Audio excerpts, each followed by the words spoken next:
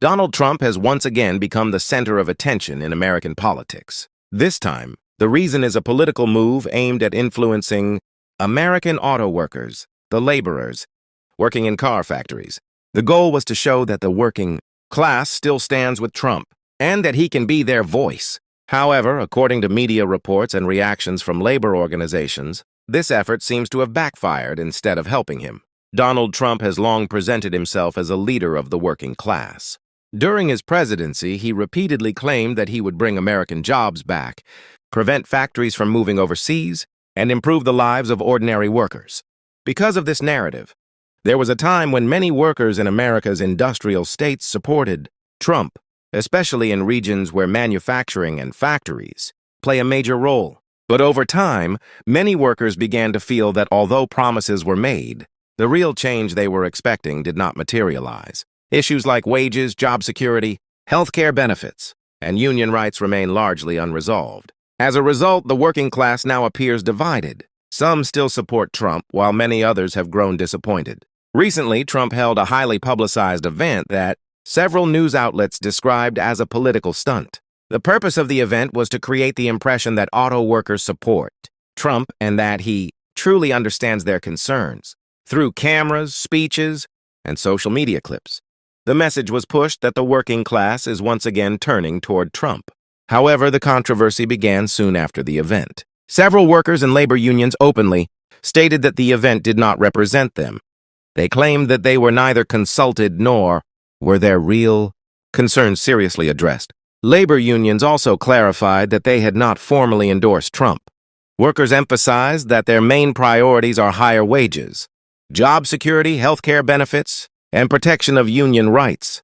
Yet, according to critics, the event failed to present any concrete solutions to these issues. Many workers felt that the event was more about cameras and political optics than about genuinely solving their problems. The media described the situation as a workers' revolt.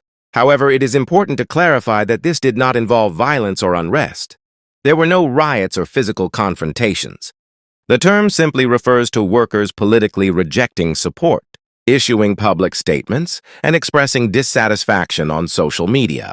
Following the incident, public reaction in the United States became clearly divided. Trump's supporters argue that the media is biased against him and portrays his actions negatively. They believe the workers' response has been exaggerated.